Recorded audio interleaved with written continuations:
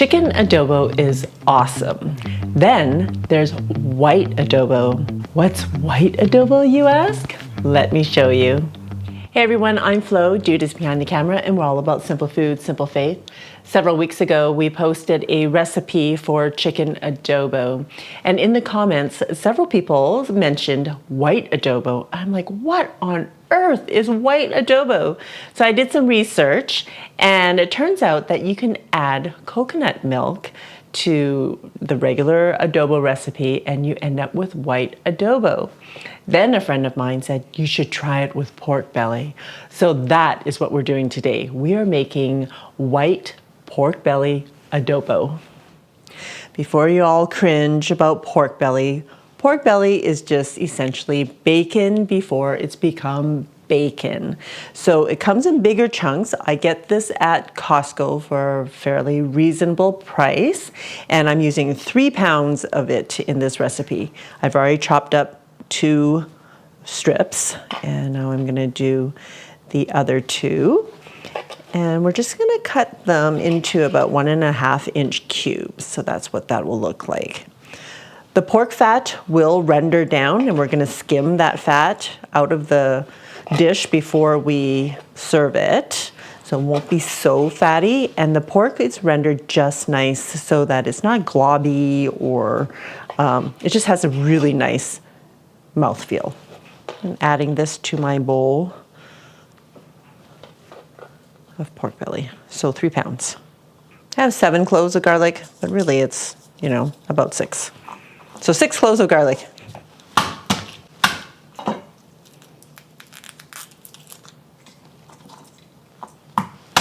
Really, you can just use as much or as little garlic as you like.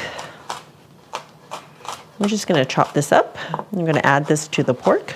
All right, this looks good. Okay, adding this to the pork. Also adding 1/4 cup of brown sugar. If I can get it out. I never measure, this is why. This isn't really why.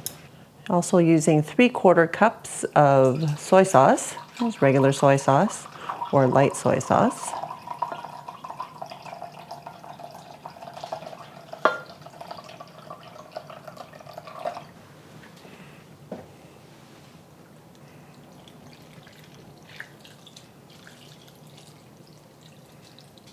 Okay, 1/2 cup of apple cider vinegar.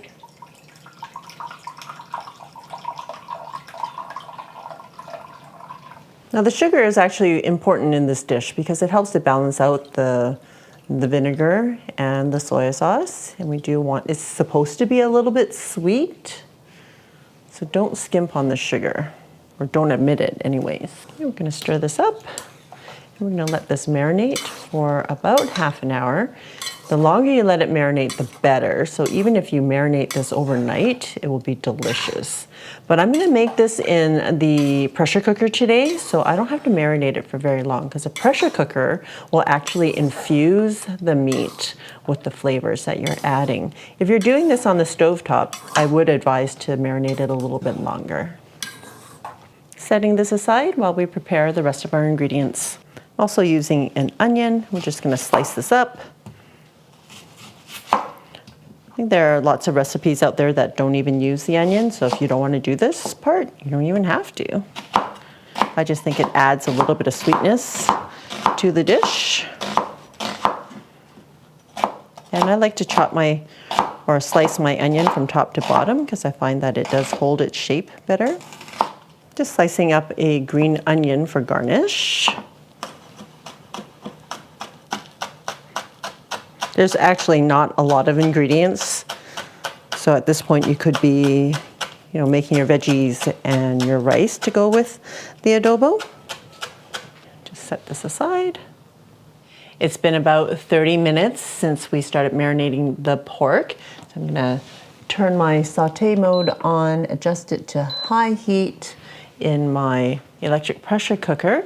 If you're doing this on the stove, totally doable. Just follow the instructions on my chicken adobo recipe. And yeah, you can make it on the stove and brown the meat there and cook it on the stove also. I'm using pork belly today. It's going to be 30 minutes in the pressure cooker. If you're doing it on the stove, the simmering time will be about 45 to 60 minutes, and then you'll check for the fork tenderness of the pork. If you don't want to use pork belly, you can use pork shoulder instead. It's not as fatty, or you can use chicken. It'll be just as delicious.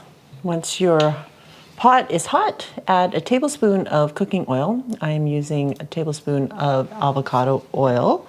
Use something that's neutral tasting, vegetable oil or canola oil. That can also be used at a high temperature. Olive oil generally doesn't work for Asian cooking because you can't use it at a high heat, and it also adds a bit of flavor to your food. I mean, you could use it, no one's stopping you. I'm just letting you know that it can affect the cooking and the flavor. Okay, we're just gonna brown it on 2 sides. So add your pork belly.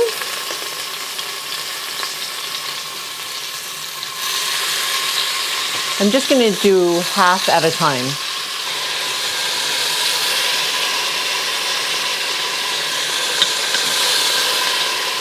I'm just gonna flip them over to the other side.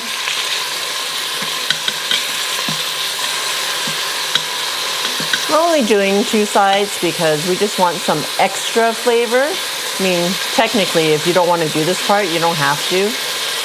I'm gonna remove the first batch. See how nicely browned that is?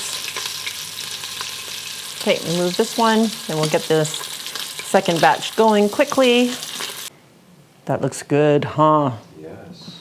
I'm turning the pot down a little bit to just regular saute mode, regular heat, adding my onions. Just gonna stir this around for about a minute.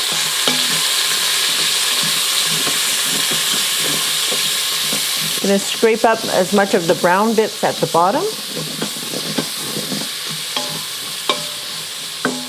That's where all that flavor is, guys. I did add a little bit of water to help deglaze the bottom of the pot, because the electric pressure cooker will go into like overheat mode because it thinks it's burning stuff at the bottom if you don't deglaze your pot. So make sure that you scrape up all the little brown bits so that the pot doesn't freak out in the middle of cooking. Okay, we're gonna add our pork belly back in, turn off your saute mode. And any drippings that was accumulated at the bottom, we're gonna put that in there as well.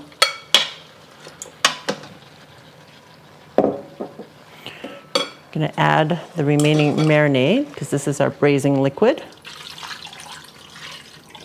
along with a couple of bay leaves and a teaspoon of black peppercorn. So get the bay leaves into the liquid. All right, it already smells so good. So all we're doing now is like making sure that the pork is cooked through and tender, and it's gonna be awesome. Putting the lid on, locking it into place, making sure the sealing knob is on sealing, and we're going to just cook it on high pressure for 30 minutes. Okay, gonna quick release the pressure. Every time. All right, that was fast. Okay. Oh my goodness, look at that. It looks so good. The smell is amazing, you guys. As you can imagine, there's a lot of fat here. So I am going to skim the fat as much as I can to remove, yeah, look at that. We don't need that.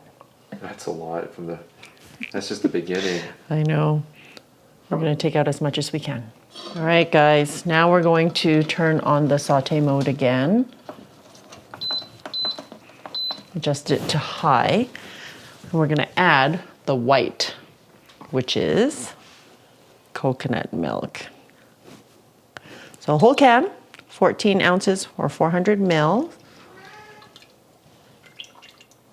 And then we're going to let this simmer and reduce. More than simmer, I guess, boil.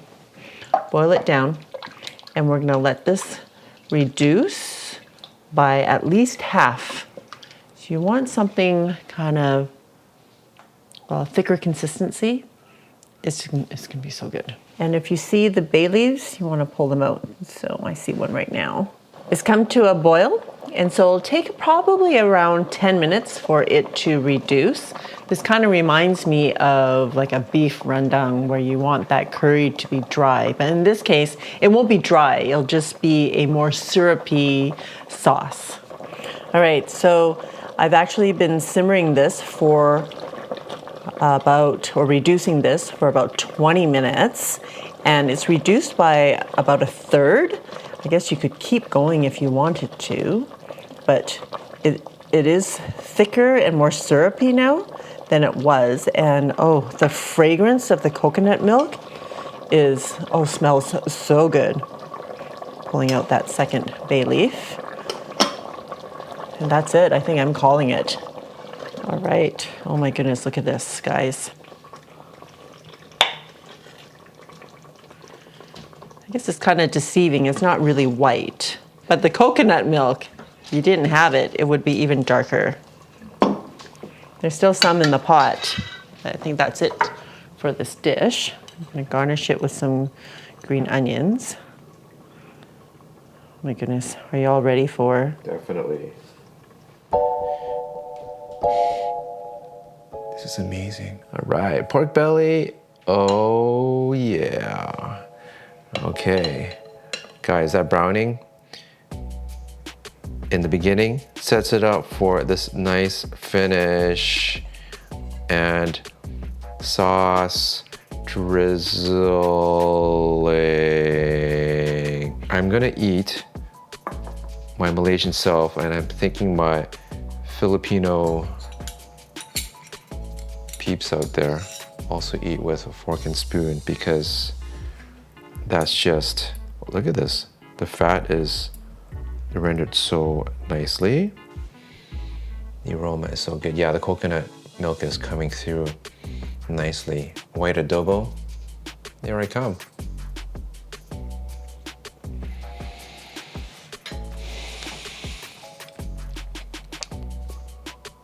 Oh man, the fat, it just is rendered like, oh, just melt in your mouth. It just enters the mouth and just like party in the mouth. And the mouthfeel is amazing. And of course, you know, the drenched rice. One more for the road. Oh yeah, so good.